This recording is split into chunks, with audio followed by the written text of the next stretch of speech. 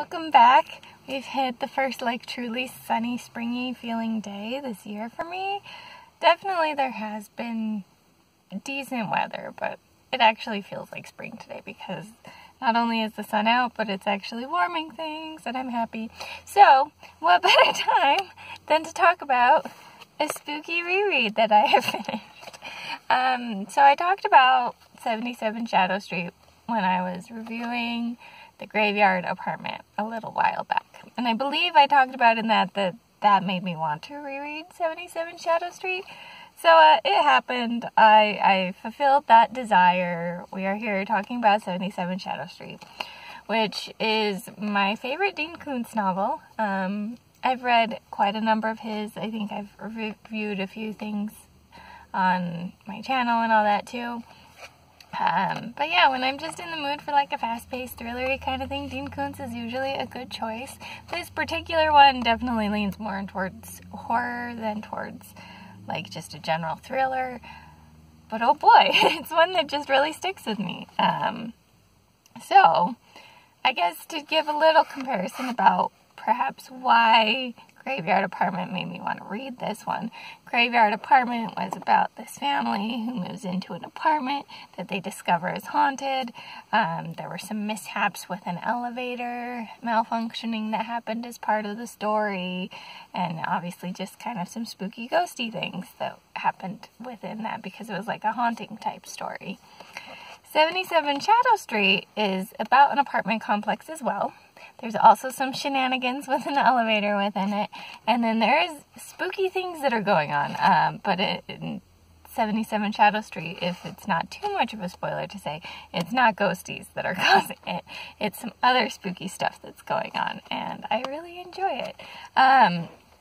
Particularly, to jump a little more into spoilery stuff, I guess, since it's a reread for me, so I may as well talk about why I enjoy rereading it.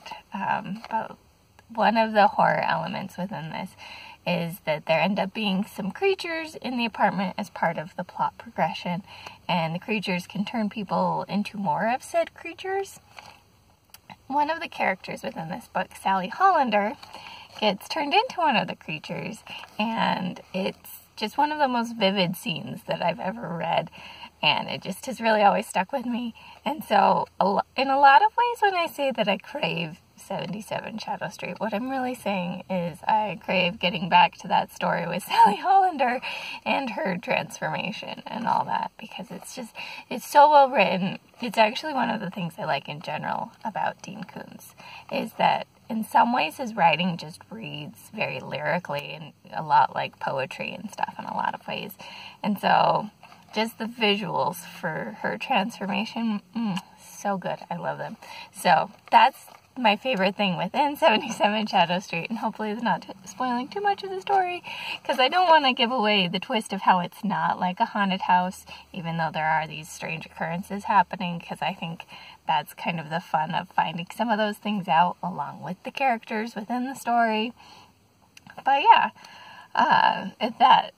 that's my big impetus for wanting to get back into this book, I guess, is it's always that scene. It's like, oh, I remember Sally Hollander. Let's go read 77 Shadow Street again. And beyond that, too, it is, I feel like, a fairly fun one since we've got an apartment complex as the setting. We have a fairly diverse cast of characters overall. This was written in 2011, or at least the audiobook is copyrighted 2011, so right around then. And at least from my remembrance, there wasn't as much of the diversity stuff being discussed in the same context that we get it now.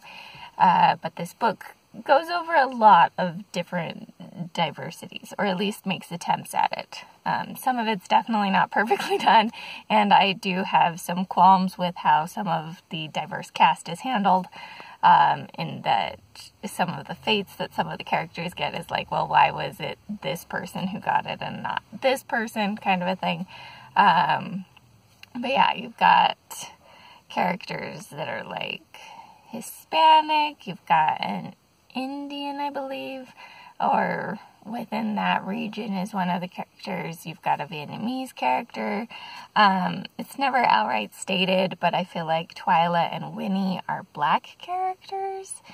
based on how they're characterized and described, that's how they read to me. I don't call it being specifically described, but that's how I've always read them. So anyways, not to be like putting things into his mouth that aren't necessarily there, but there is that kind of diversity to the cast and the story that way. And I really appreciate that, especially going back to it now after some of like the Black Lives Matter movement and things like that, and being like, oh, hey, look, he was at least trying. Maybe he didn't manage all of the elements perfectly, but it's nice to see that, you know, it wasn't like always doom and gloom and no diversity anywhere in older stuff too. So if you're looking for that kind of thing, that is within the story as well. Yeah, so if you're looking for a spooky haunted house style story, but that's not specifically actually a haunting, but has some really creepy events, and a elevator that likes to act up. That's one of the first things that happens within the story, which is part of why I think some of the elevator stuff from like Graveyard Apartment reminded me of it. But yeah, that's one of the first things, and it's kind of an intensely spooky thing too, how that whole scene plays out.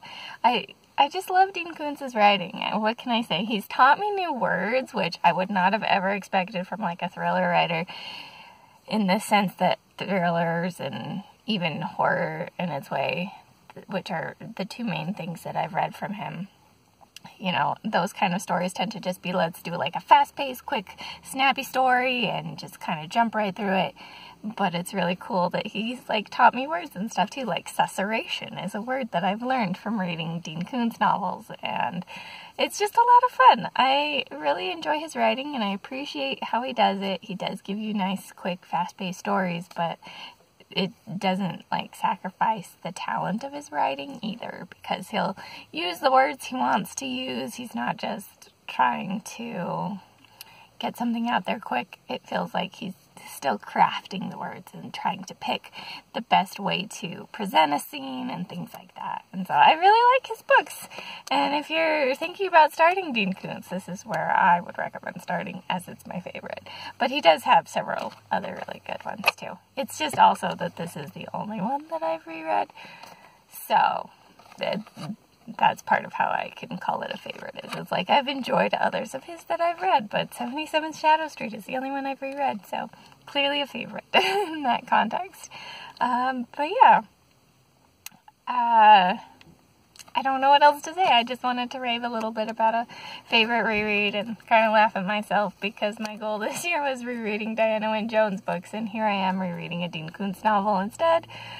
But what can you do? Sometimes you just have a craving for a book and you gotta go read it. So that's what this particular reading was for me. If you happen to read this based on my suggestion, or have read it in the past and have any thoughts you want to share, whether you agree or disagree with my feelings on this, I'd be very curious to hear them. If you want to share down below. Yeah, I've never really gotten to talk to anyone about Dean Koontz, so if anyone has thoughts and feelings that they want to share and discuss about his spooky versus thriller stuff and things like that, or just his writing style in general or whatever, I would be very interested and very engaged in that. But yeah, that's all I've got for now. This is the Uma Harper signing out.